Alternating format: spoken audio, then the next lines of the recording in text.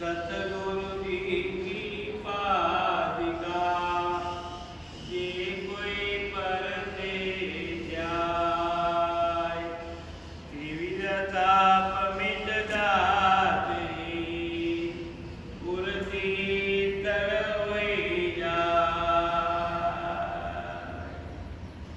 यो दुख सागर आप दियो गुरु जो कहीं चोरन और न पावे देव ब्रह्मादिक आदि जहाँ लगती सब और ही और बतावे साहित्य ज्ञान बतावन को गुरु दास सदा गुरु के गुण गावे रामचरण शरण होई जाते गुरु की महिमा को तोल कयो नहीं जावे गुरु की महिमा को तोल कयो नहीं जावे अपारी संसार समुद्र मध्य समाजितो में शरण किमस्ति गुरु कृपालो कृपयावदित विश्वेश्वपादा कुछ दीर्घनोका गुरुर्ब्रह्मा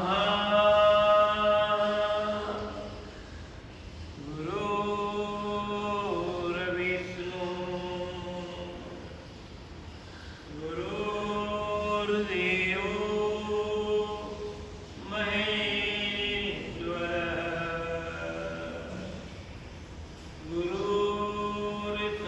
गुरुर्साक्षात् परब्रह्म तस्मै श्री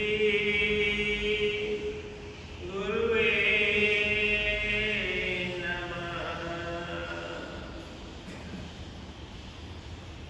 रामो राजमणि सदा विजयते रामं रमेशं भजे रामेण यदनिसचरितं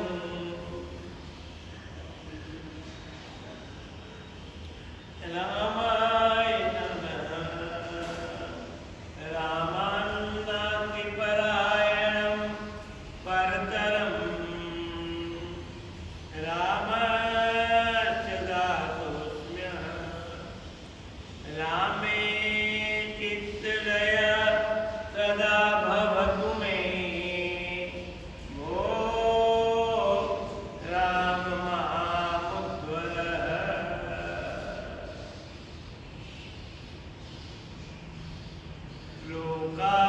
लोकाभिरामं रणरङ्गधीरं राजीवनेत्रं रघुवंशनाथं कारुण्यरूपं करुणाकरन्तं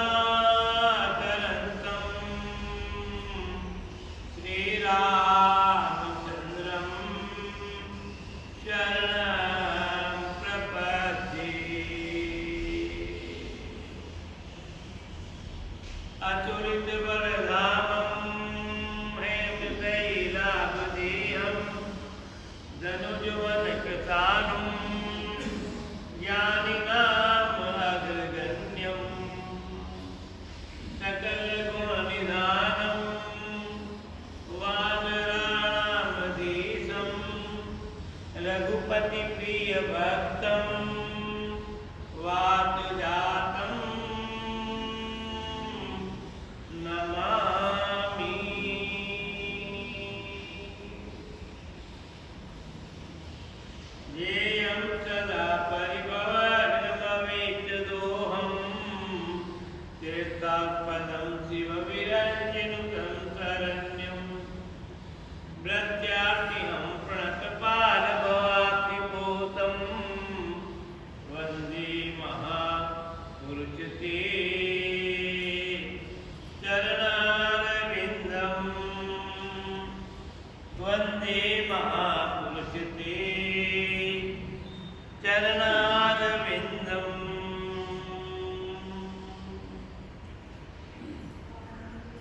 मंगलम भगवान विष्णु मंगलम गरुड़ध्वजः मंगलम पुंडरीकाक्षो मंगलायतनो हरिः नारायणं नमस्कृत्यं नरं चैव नरोत्तमं देवीं सरस्वतीं व्यासं ततो जयमुदीरयेत्। वक्रतुण्ड महाकाय सूर्यकोटिसम्प्रभः निर्विघ्नं कुरु मे देव सर्वकार्येषु सर्वदा।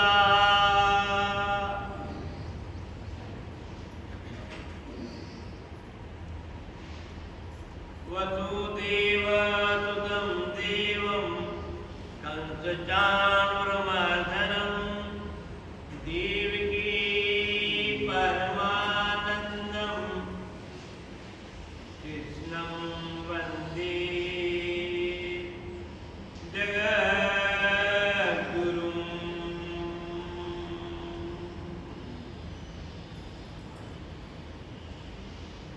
मुखं करोति वाचालं पंगुं लंघयितुं गिरिं यत्कृपातमहं वन्दे परमानन्द माधवम्।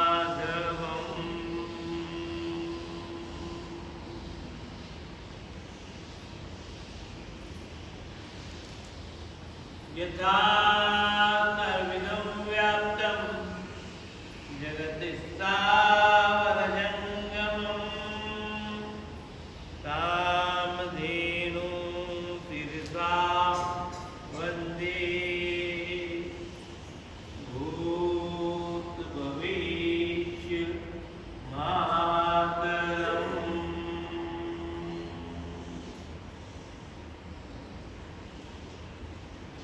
अनंत कोटि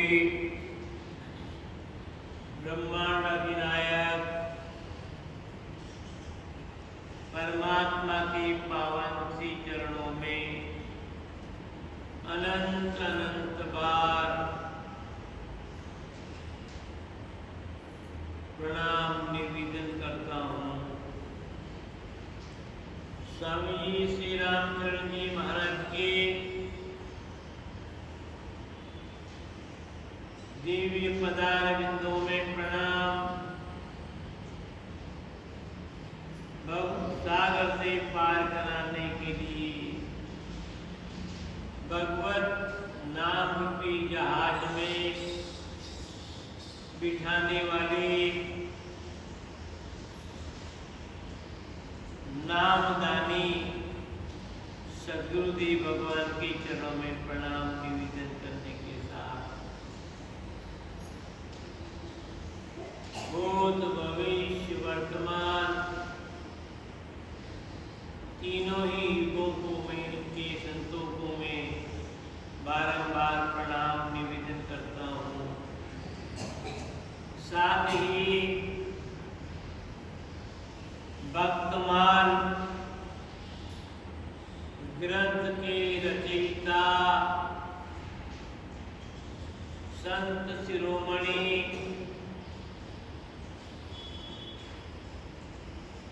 समस्त शास्त्र विशारद रामस्मयी संप्रदाय खेड़ापा के जन्मदाता स्वामी श्री रामदास जी महाराज के चरणों में पुनः पुनः प्रणाम। भगवत प्रेमी भाइयों, माताओं, बहनों, चातुर्मास के इस पावन वेला में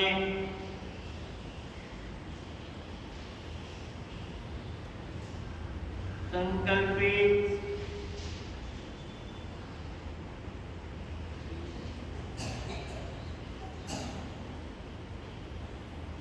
कथानक के अंतर्गत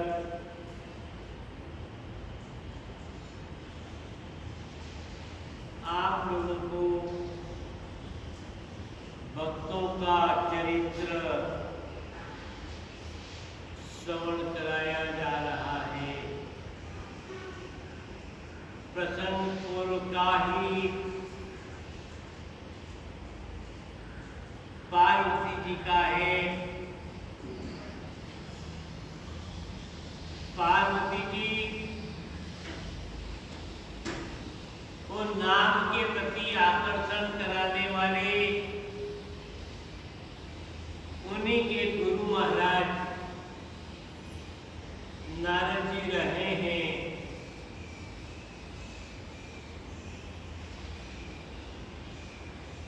नरमुंड माला के माध्यम से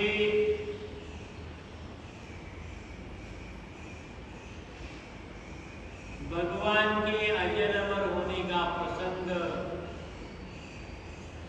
का पता लगा।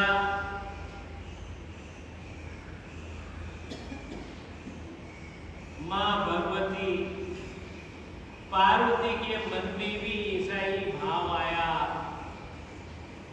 कि मेरे पति तो अजर अमर है और मैं तो जन्म लेती हूँ, उम्र पूरी करती हूँ, फिर मर जाती हूँ। इसके बीच में कितने ही व्रत उपाध्याय धर्म आदि में पालन करते हैं, पर अभी तक मेरा निश्चित ठिकाना नहीं है। तो भगवान शिव की शरण में प्रार्थना करती है। गौरी पूछेगी ईस तुमरो पिछनाओ, जन्म मरण मिट जाए ये तो कोई तत्व बताओ। शंकर भय सनाथ नाथ अपनो मंत्र दीनो। शंकर भय सनाथ नाथ अपनो मंत्र दीनो। भगवान शंकर को लगा कि आज हमारे दोनों के विचारधारा एक मिल गए, बल बढ़ गया। तो पहले दोनों की विचारधाराओं में, पूजा पद्धति में, देव आराधना में एक विचार नहीं, तो मैं अभाव महसूस करता था, अपने आप में कमी। पर आज इसने आगे रहकर के जानने का प्रयास किया तो भगवान शिव ने हिमालय की तलहटी में, पहाड़ों की गुफाओं में राम नाम तारक मंत्र का उपदेश सुनाते सुनाते एक बात है भाइयों कि हर व्यक्ति को, ये तो अद्भुत लीला, अद्भुत घटना है, पर भगवान की कथा में सुख मिलता है, आनंद मिलता है, और आनंद में, सुख में वह एकदम से मस्त हो जाता है और उसके शरीर की, तन की और मन की थकावट दूर हो जाती है और उसको स्वर्ग में नींद आ जाती। तो फिर बाहरी दुनिया का ध्यान नहीं रहता, नित्य में कौन क्या कर रहा, क्या बना। यहाँ पर भी कथा सुनते सुनते नींद आई और वह जो अंधे से बच्चा बन गया था और उसने पूरी कथा सुन ली, ज्ञान प्राप्त कर लिया, विश्वास जग गया। एक साथ दो जनों को दीक्षा दी, एक पार्वती को और एक को सहज में पक्षी को, तोते ने सोचा कि भगवान कथा कह रहे, पर कथा करते करते ध्यानमग्न हो गए, एकाग्र की तो वाणी चल रही है और मन जो है परमात्मा के ध्यान में लग गया। पार्वती हरे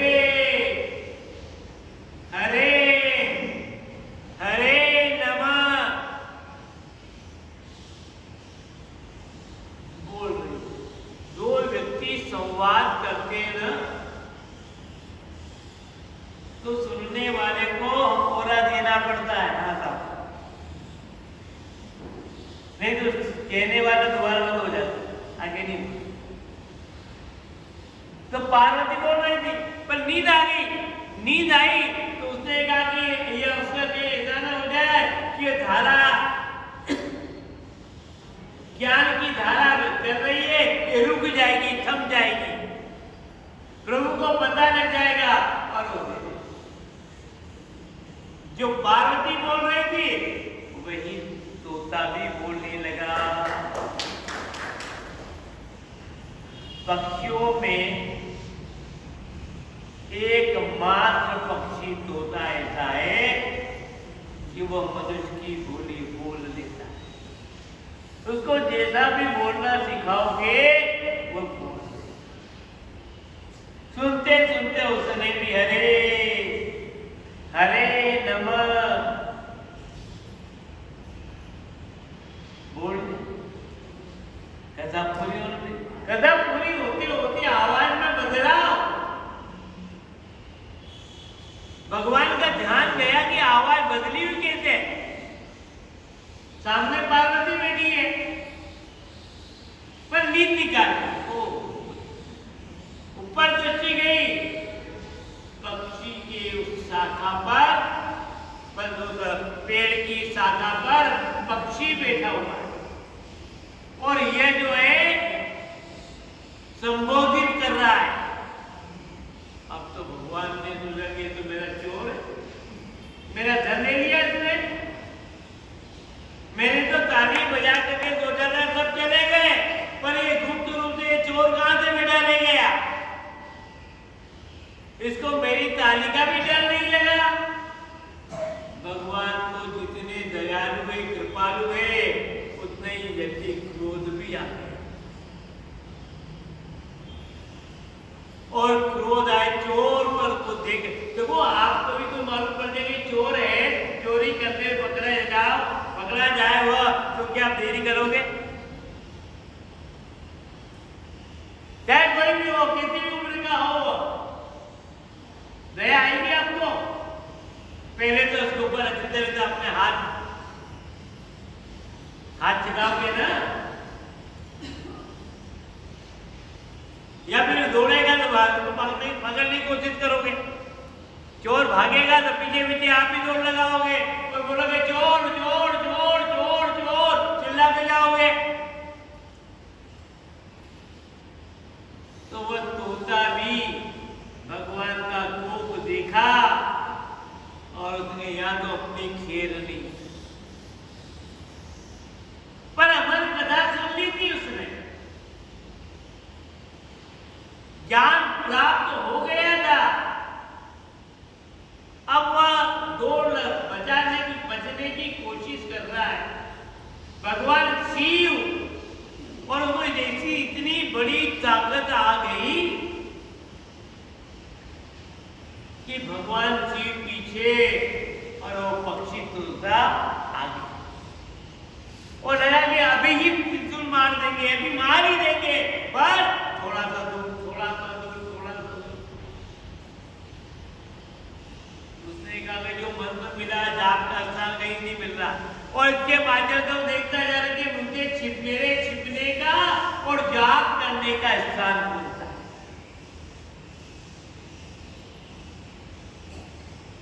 छिपने की भी जगह चाहिए, छिपने की भी चीज। और जब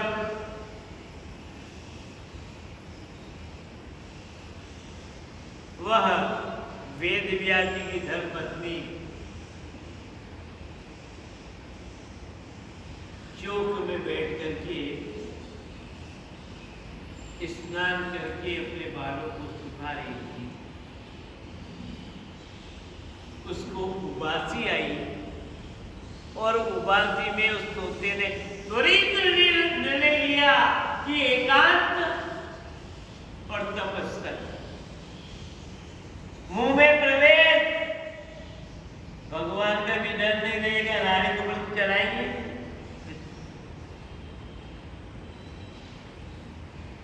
विष्णु चलाएंगे नहीं और अंदर गर्भ से चले गए और वहां जाकर पार्वती को राम सुनायो, राम बिना कुछ झूठ बतायो और सोही राम सुनो सुख देवा, सोही राम सुनो सुख देवा और गर्भवास में लाग्यो सेवा। उसी मंत्र को सुखदेव ने पकड़ लिया और फिर वेद व्यास जी की धर्म पत्नी में के उदर में प्रवेश कर लिया और बाहर चक्कर लगा रहे। देवताओं ने, ऋषियों ने जब प्रभु इस आश्रम के बाहर किसका चक्कर लगा रहा, किससे मिलना चाहते, किसकी तलाश में हो आप? अपनी घर गृहस्थी परिवार, अपना वो हिमालय, अपनी त्याग साधना तपस्या सब छोड़ करके यह चक्कर लगा रहे हो व्यास जी के आश्रम में गुप्त रूप से। कोई आपको देख तो नहीं सकता पर आप सबको देख रहे हैं।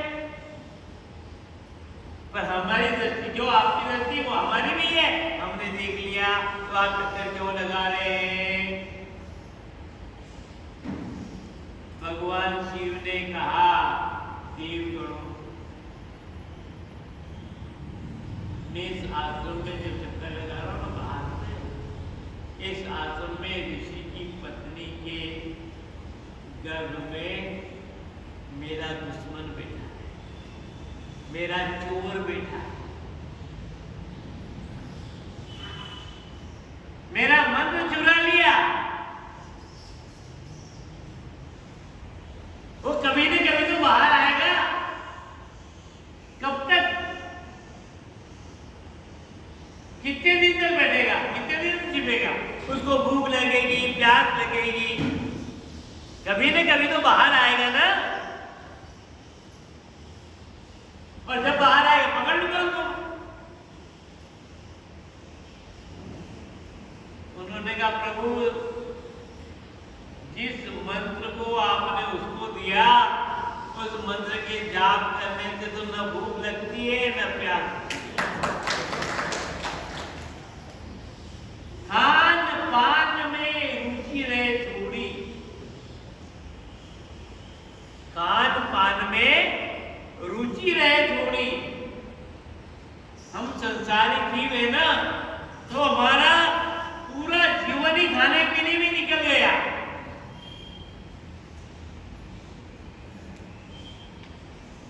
कभी हो गया तो व्रत उपवास कर लिया, बाकी तो, और व्रत उपवास में भी सबसे ज्यादा आइटम, उसमें भी कोई कमी नहीं। तो व्रती तो वो खाने पीने भी है ना।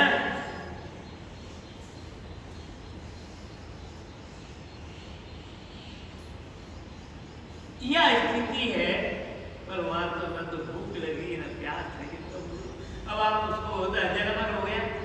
जैसे आप संसार में अजर अमर हुए हैं, वैसे अजर अमर हो गया। वो बाहर आएगा ही नहीं। क्यों नहीं आएगा? प्रकृति का नियम है, कब तक नहीं आएगा? 12 साल, 12 वर्ष, 12 साल लगा गर्भ।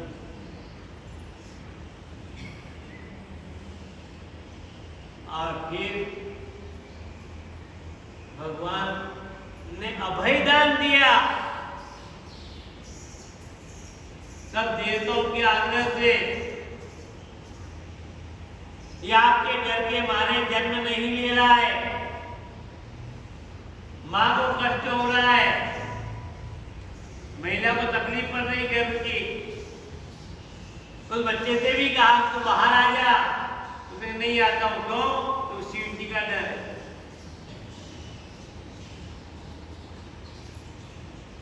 शिव जी का डर है मेरे को, तो कालों के काल महाकाल है, मुझे बाहर नहीं आना।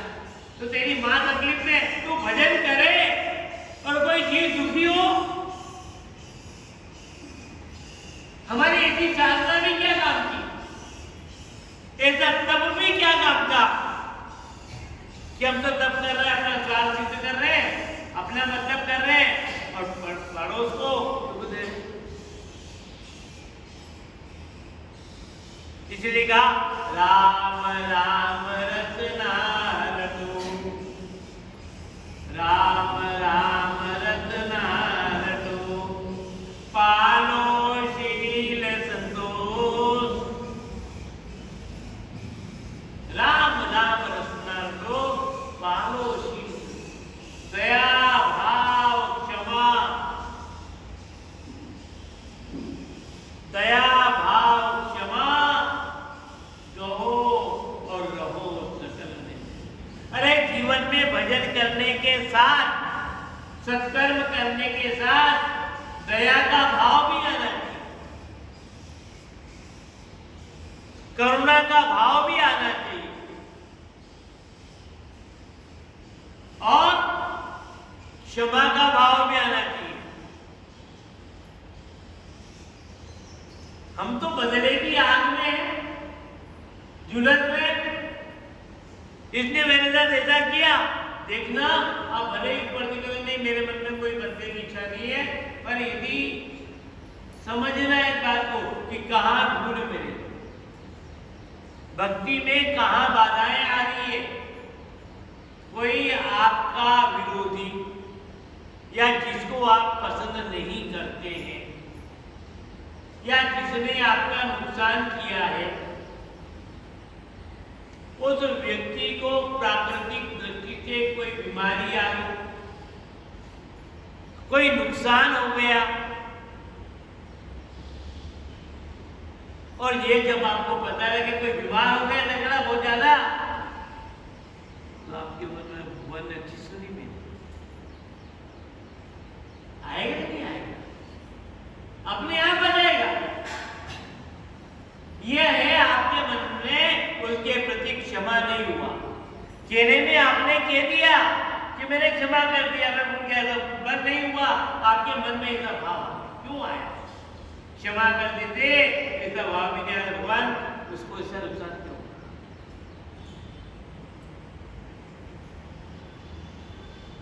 उसकी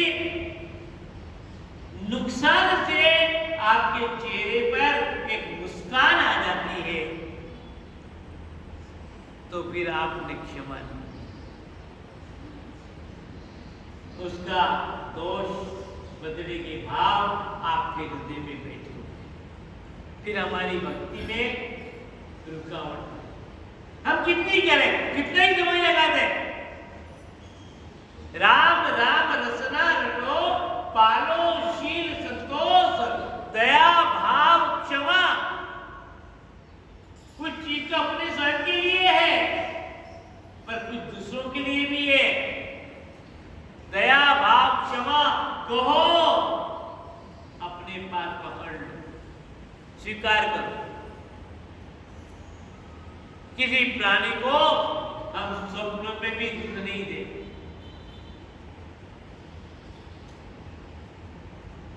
किसी ने मेरा अपराध कर दिया हो तो मैं उसके दुर्गुण की पर ध्यान नहीं दूं, कभी पर ध्यान नहीं, क्षमा कर दिया। इसका मेरा पूजन का संस्कार क्या लेना देना मेरे को? मैं तो अपनी औरों की गलती रहे तो अपनी रोटी से उसकी वो जाने, अपन तो अपना जीवन सुधार लो ना। पर यदि उसकी गंदगी आपके मन में आएगी तो बढ़ती जाएगी। याद, किसी भी प्रकार की गंदगी किसी भी व्यक्ति के यहाँ, किसी भी घर पर, किसी भी परीक्षा पर ये थोड़ी सी रहेगी तो धीरे धीरे फैलेगी। कोई एक अवगुण किसी के प्रति आपके मन में दोष आ गया तो आपका हृदय में यह अवगुण की कालिमा बढ़ती जाएगी, बढ़ती जाएगी, बढ़ती जाएगी, बढ़ती जाएगी। और परमात्मा तत्व, भक्ति तत्व, साधना तत्व, कृपा तत्व आपसे दूर होता जाएगा, होता जाएगा।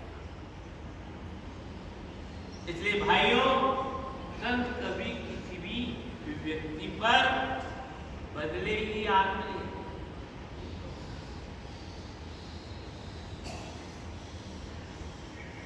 उमा संत की ये ही बड़ाई, उमा संत की ये ही बड़ाई, मंद कर जो करे। कलकत्ता में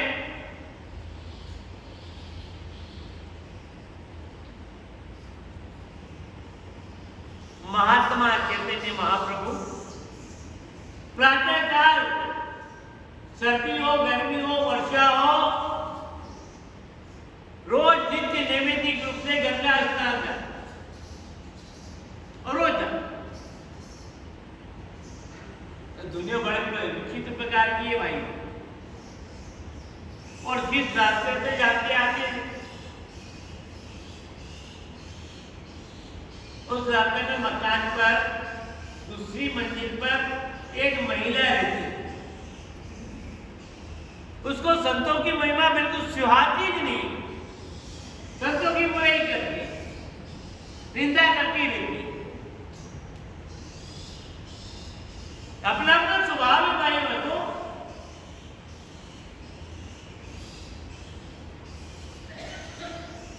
प्रातःकाल ब्राह्म मुहूर्त में स्नान और गीले कपड़े दिए, ठंडी ठंडी हवा,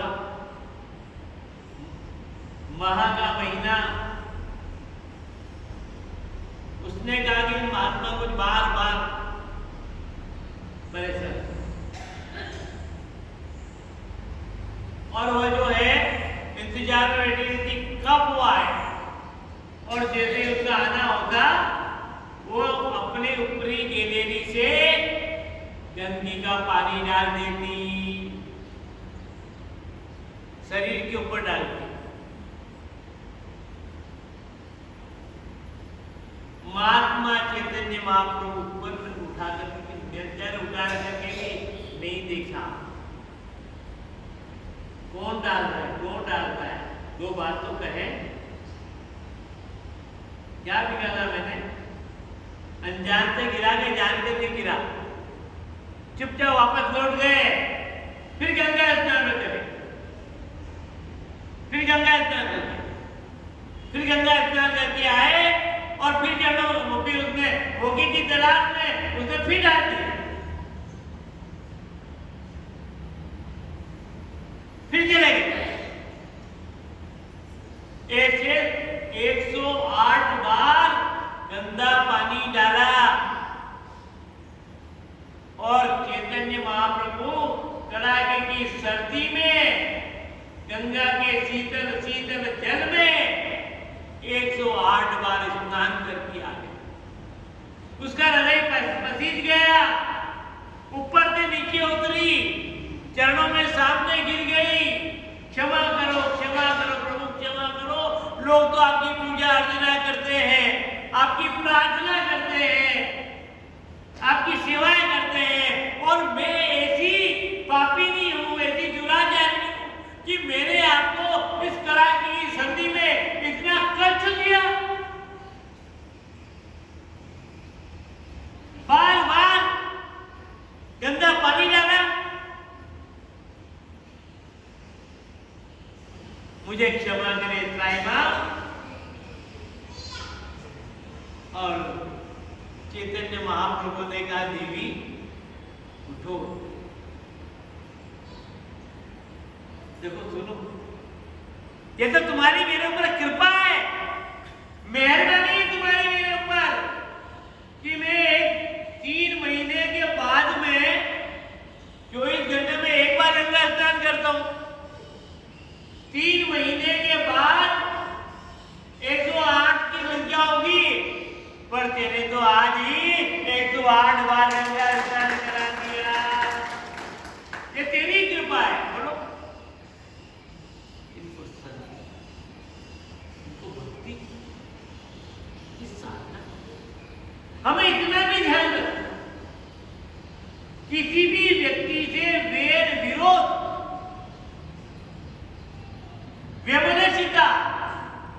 स्वप्न में भी देखते तब तो हमारी भक्ति फलेगी, वरना भक्ति भी बन जाने थे क्या फायदा। एक नहीं अनेक उदाहरण महापुरुषों के हैं, संतों के हैं। तो राम नाम की महिमा सबने जी, सो ही राम सुनो सुखदेवा, गर्भवास में लाग्यो सेवा, राम सुमिर सब मोह निवार्यो। और जब सबने प्रार्थना की, जन्म लेके बाहर आए, 12 साल गर्भ में रहे, जन्म लेके बाहर आते हैं तो 16 साल की। किसी का जन्म होता बालक का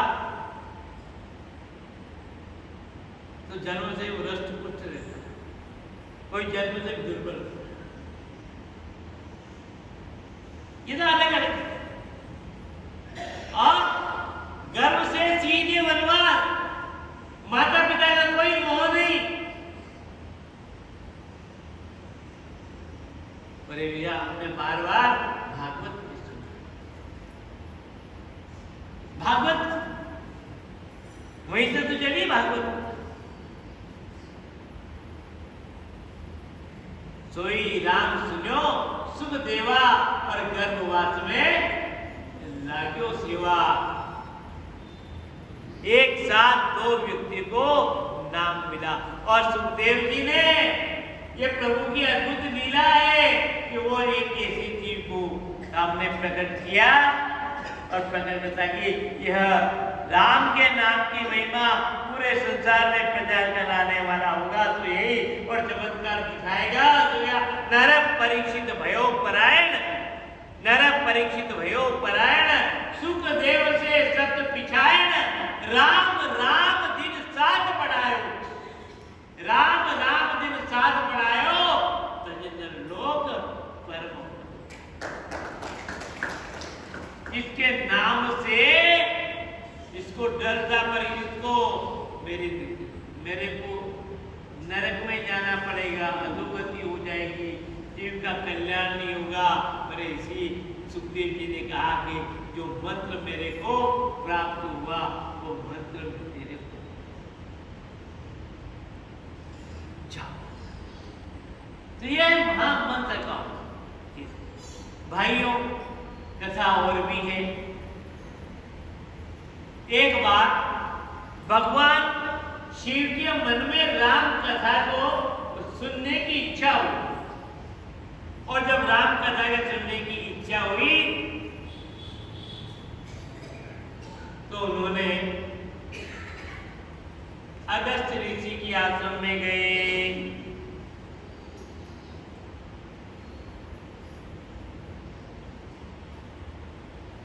सत्संग सुनने की, कथा सुनने की इच्छा सबके मन में सतत बनी है। अपने तो मन में ओ क्या सतत रहता तो वो सुनते,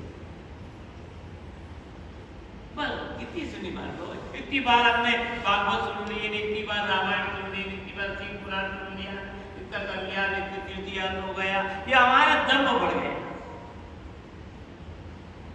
सत्संग सुनने से हल्कापन ना, भारी बना बेटा।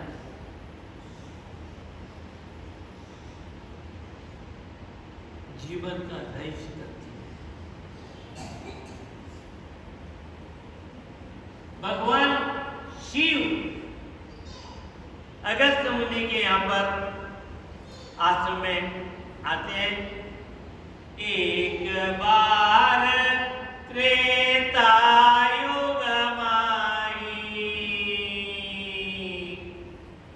शंभु गए कुंभज ऋषि पाई।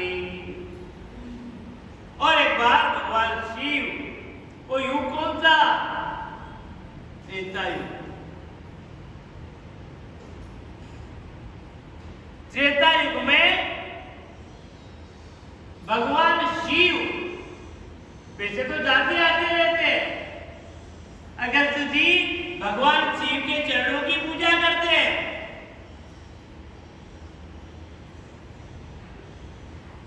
दत्त जी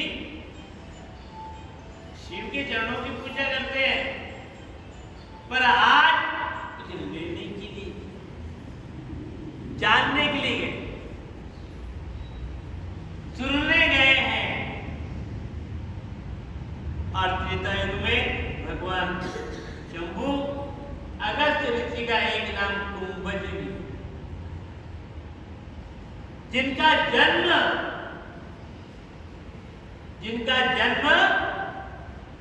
घड़े से हुआ,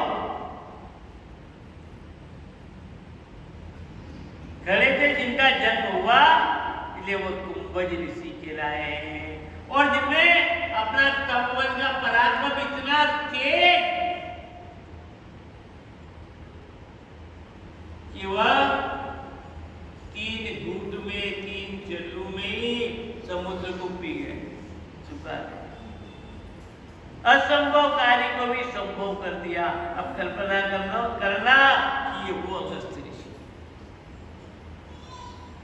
और इनकी भी आयु बहुत दीर्घ है, लंबी उम्र। अपने को तो कहते थे लंबी की उम्र हो जाए तो बीमारी को मदद दिलवा रहा क्या?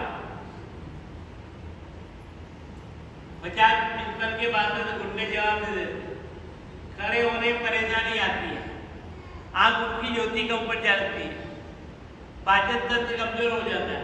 और ऐसी हालत में यदि उम्र बढ़ जाए तो क्या करेंगे फिर? परवश नहीं होंगे और क्या होंगे? दुर्गति करवाना है, यही तो है।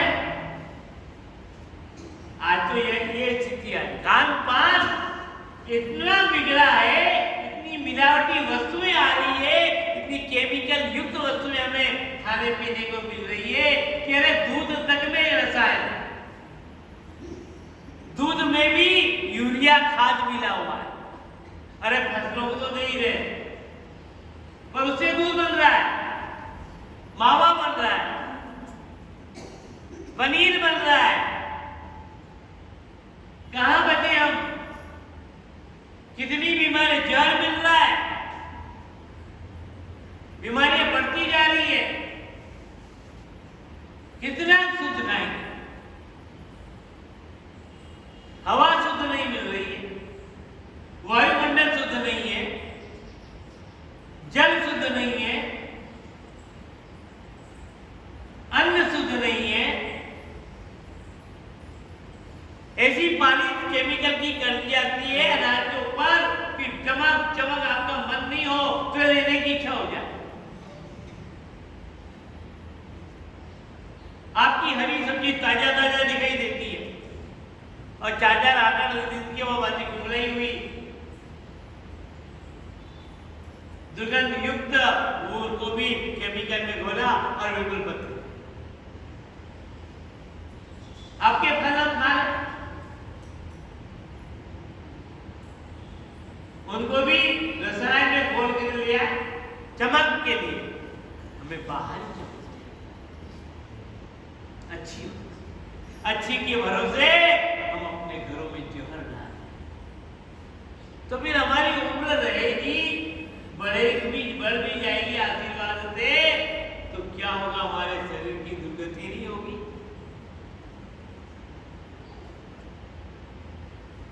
चलना फिरना भारी हो जाएगा, उठना भारी हो जाएगा, और हम अपने परिवार पर ही बोझा बन जाएंगे। किसी जमाने में आपने परिवार का बोझा उठाया था और आज वही आपका परिवार वाले आपको बोझा मानेंगे। ये स्थिति, ये स्थिति, बात क्या है? हाँ, कैसी कर? पर उस समय हर चीज शुद्ध पवित्र, हर चीज शुद्ध थी, हर चीज पवित्र थी, निर्मल। किसी चीज में किसी प्रकार की बेमेल वस्तु मिलाना अपराध, दोष मान। जो चीज जैसी थी बाजार से मिर्ची ला रहे हो, उसमें मिलाओ, हल्दी ला रहे हो उसमें मिलाओ, धनिया ला रहे हो उसमें मिलाओ। भले ही ये विज्ञापन कितनी अच्छी अच्छी आ जाए, इसमें बड़ा अच्छा स्वाद, इसमें बड़ा अच्छा स्वाद, स्वाद के पीछे हमारे स्वास्थ्य को हम जो है बर्बाद करने जा रहे हैं। ये स्थितियां है। बातें बहुत सारी है और कहना भी जरूरी, पर कह भी दे तो होगा तो कुछ है नहीं, होना तो कुछ है नहीं। किसी के जीवन में ऐसा तो सरल संकल्प नहीं, मैं किसी में व्यापारी हूं, मैं किसी प्रकार की विधा हूं, मुझे लोभ नहीं, परमात्मा जितना दे रहा है उसी में मुझे संतोष।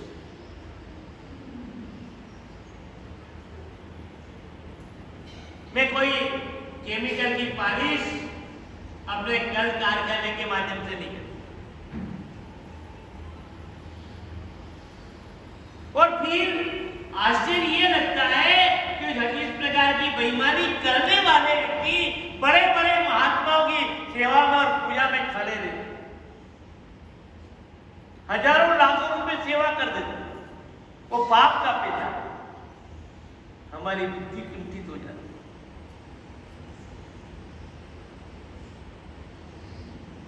हमारा स्वास्थ्य बिगड़ जाता। वो ये नहीं सोचते क्षणिक लोग के लिए, और हम लोग आइए था भाई, बड़ा विचारणीय प्रश्न है। हमारा जीवन पारदर्शी मय हो, किसी भी प्रकार से अन्याय अनिति हमारे जीवन में न आए, हम न करें और बचाने की कोशिश करें। हर व्यक्ति को अपने अपने स्तर के मान से शिक्षा उपदेश देना चाहिए। बच्चों को बचपन से ही नैतिक स्तर की शिक्षा देना चाहिए, चरित्र की शिक्षा देना चाहिए, परिश्रम करने की शिक्षा देना चाहिए और सहनशील बनने की शिक्षा देना चाहिए। आक्रामक आंदोलनकर्ता मेहनत से जी चुराना, नकल करके पास हो जाना, बच्चों को एकेडमी में भर्ती करें, हजारों लाखों रुपए देते हो और वो जो है ना आपको पास कराने की गारंटी देते, कैसे भी आप करो। ये सब जब तक हमारा नैतिक स्तर नहीं सुधरेगा तब तक भारत सुधर नहीं सकता। यह आग लगी हुई है, इस आग को बुझाना बड़ा कठिन है। मैं जानता हूं मेरे व्यर्थ में बरकरार रहा हूं, पर कभी न कभी किसी न किसी व्यक्ति के हृदय में मेरी बात पहुंचेगी, मेरी भावना पहुंचेगी। इतना विश्वास है मेरे। ये भारत समृद्ध बने, स्वच्छ बने, विकासशील बने और साथ में पवित्र भी बने, ये भी बहुत जरूरी है। पवित्र भी बने, या पवित्र गंगा बहती है, पवित्र यमुना बहती है, पवित्र सरयू बहती है, पवित्र पवित्र 4 धाम बने हुए हैं, हर क्षेत्र के तीर्थ हैं, तो हम भी हर अपने जीवन में हर प्रकार की पवित्रता का ध्यान है। यह बहुत जरूरी है। आइए एक बार त्रेता युग माई, शंभु गए कुंभज सिपाही। और एक बार त्रेता युग में भगवान शिव पार्वती दोनों गए, अकेले दोनों कुंभज ऋषि के आश्रम में गए। तो पहले तो कुंभज ऋषि ने भगवान शिव और पार्वती की पूजा की। पहले क्या किया? पूजनी के चरण कमल धोए, प्रदक्षिणा लगाई, आसन दिया, धूप दीप से सत्कार किया और फिर भोग लगाया।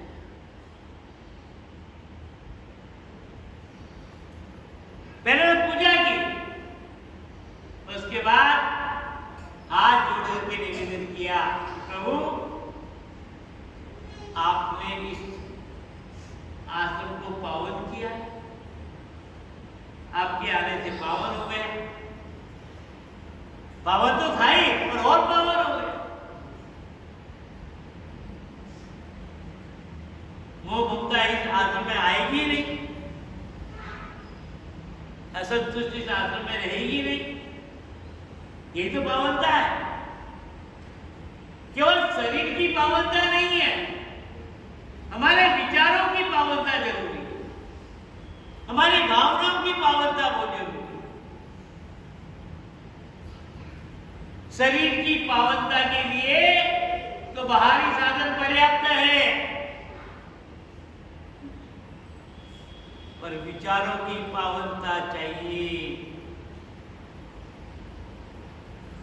भावनाओं की पावनता। और विचारों की पावनता आएगी बिन सत्संग विवेक न होई, राम कृपा बिन सुलभ न सोई। पावनता कैसे आएगी विचारों की? किस प्रकार से आएगी? जब आप अपना मन सतत सत्संग में लगे, कहीं देरी नहीं हो जाए, कहीं ऐसा ना हो जाए कि कोई शब्द, कोई अध्याय छूट जाए और फिर वंचित रह जाओ, सत्संग से वंचित रह जाओ, ऐसा मन में भाव हो, हाँ जाना ही है, चले जाएंगे, इतनी जल्दी क्या है, अभी ये काम निपटा लें, ये निपटा लें, ये अभी तो वो स्तुति करेंगे, 5-15 मिनट की स्तुति में लग जाएगा, ये लग जाएगा, फिर इधर की बातें करेंगे और फिर बात आखिर में चले जाएंगे। और जब तक आखिर में जाए तब तक तो विश्राम की स्थिति बस खत्म हो रही। महाराज ने तो मैंने को डेट नहीं कटा पूरी कर, अरे उनको देखने से क्या, आपके आने से नहीं आने से उनको क्या फर्क पड़ता है। मेरे को गुरु महाराज ने बहुत बड़ा उपदेश दिया, बहुत बड़ा उपदेश कि बेटे जब कभी सत्संग देना हो ना तो कभी संख्या बल मत देखना। ये जितने भी जड़ वस्तुएं तुम्हारी निगाह में आ रही हो, बिजली के जितने पंखे हो, जितने बल्ब हो, जितने ट्यूबलाइटें हो, मकान के जितने पिलर हो, जितनी जालियां हो, उन जालियों में जितने ये लोहे के सरिये लगे हुए हो, ये सब कथा सुन रहे हैं, ये मान करके कथा करना कहीं ऐसा नहीं लोग आते ही कथा नहीं। अपना जो समय देना है तो दो, कोई आए या ना आए उससे कोई मतलब नहीं। भगवान की गुणानुवाद गाना है, एक है तो क्या और अनेक है तो क्या। ये गुरुदेव का उपदेश है, इसी से भी फर्क नहीं पड़ता। कोई आए ना आए, ज्यादा हो या कम हो, उससे कोई फर्क नहीं पड़ता। बस समय का जो समय दिया है उस समय पर बराबर आसन पर बैठ,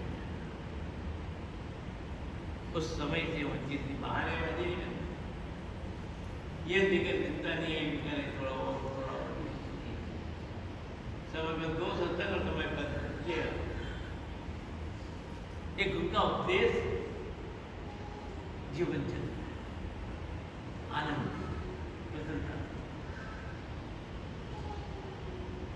भाइयों माताओं बहनों, हाँ कभी कभी सत्संग के अन्य टाइम पर तुलनात्मक अध्ययन जरूर करते हैं, कभी विचार कर लेते हैं ये संसार का अन्न खाते हैं ना, तो वृत्ति तो संसार में कभी कभी आ ही जाती है, बुद्धि में विचार आ ही जाते हैं, ऐसी बात नहीं हम निर्दोष, कभी मन में आए, पर प्रभु फिर बहुत भूल जाते। तो भाइयों, विवेक सत्संग से मिलेगा, और सत्संग भी कब मिलेगा, जब प्रभु की कृपा, उन्हें कृपा तो है, मन होती है, कृपा तो है कि कोई व्यक्ति दे रहा है आपको, अब ध्यान से आप हाथ नहीं मान रहे, बात नहीं मान रहे,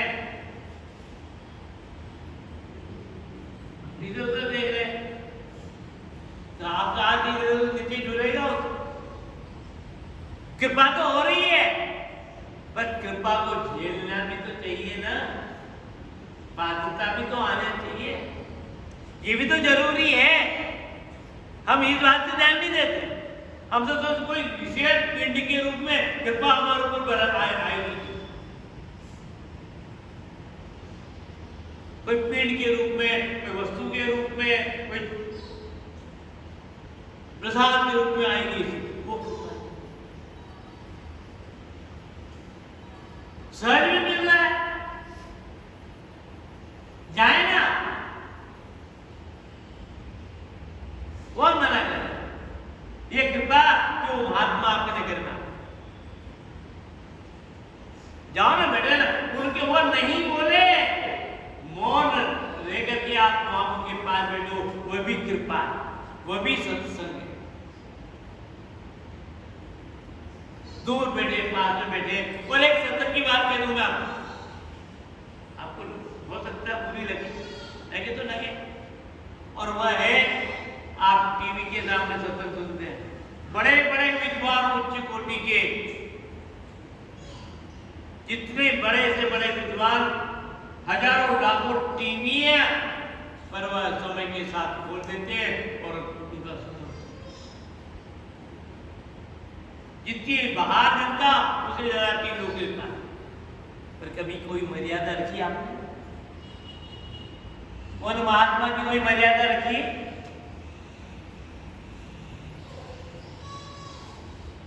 वह टीवी में आ रहे हैं, व्यास की ग्रहण कर रहे हैं, तो क्या आप जहां बैठ करके सत्संग सुन रहे हैं, आप खड़े हुए तो कहा सत्संग, कैसा सत्संग? वही मर्यादा नहीं उसे, क्या उनकी दृष्टि आपके ऊपर गिरी? आप क्या कर रहे हैं? या तो आप कुछ करेंगे तो महात्मा कह देंगे उठ जाइए यहां से, तेजी से बोल देंगे,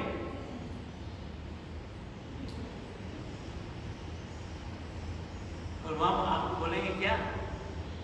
आप नीचे बैठे, ऊपर बैठे, आसन लगा के बैठे, आप सिगरेट पी रहे हैं, घुटने पर पाँव रख के बैठे हैं, जूती सहित बैठे हुए, कुछ कहा? और क्या कह रहे हो आप? हम सत्संग सुन रहे हैं, ये सत्संग है क्या? ये उपहास है सत्संग का, उन महात्मा का अपमान है, उन शास्त्रों का तिरस्कार है जो हमारे द्वारा हो रहा है। बात चुनने जैसी लगेगी, पर खरी बात क्या, कोई आपके हृदय में असर नहीं हो। सन्मुख बैठो, वो कहीं पर भी जाए उनके पीछे, वो सत्संग, टीवी का सत्संग भले कितने ही सुनो, जितना सुनोगे वो पाखंड बढ़ता जाएगा, दम बढ़ता जाएगा, ज्ञान बढ़ता जाएगा। इसलिए जरा ध्यान, छोटा मोटा कोई विद्वान भी हो नगर में, गाँव में, जरूर जाए, लाभ जरूर ले। अपने से जो भी तन से, मन से, धन से हो सके वो सेवा जरूर पूछे तो सही। मन की कोई प्रश्न है तो जिज्ञासा बाद में पूछे।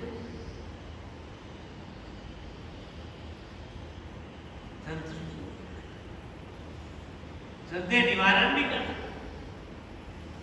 तो यह त्रेता युग में भगवान शिव का अगस्त्य जी ने पूजन किया। फिर पूछा, प्रभु आपके इस आश्रम में आगमन का हेतु?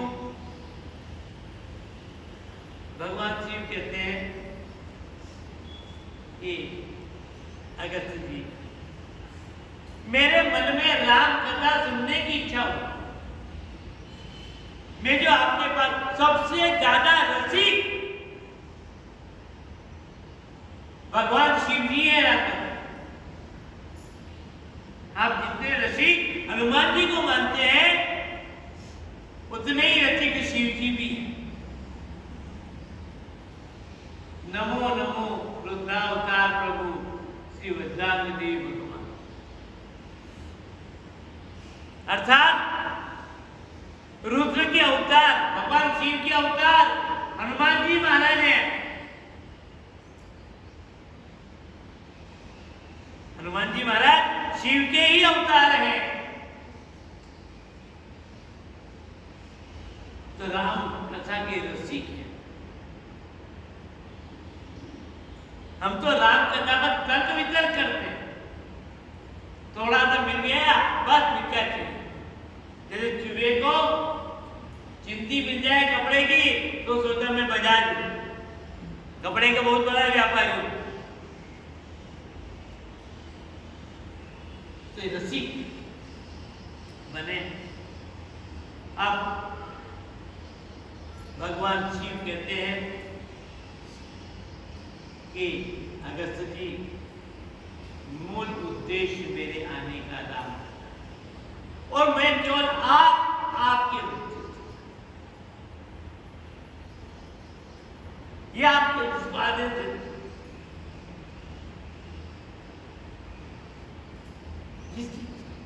राम कथा सुनने के लिए आपके आश्रम में आया हूं। यह मन की बात के लिए अब राम कथा का शुभारंभ हम कल करेंगे और फिर क्या स्थिति बनती है, क्या है प्रेम कहानी भगवान शिव, इसे मिलकर चर्चा हुई। इसके साथ ही मैं वाणी को विराम देना चाहूँगा। समय हो चुका है, समय का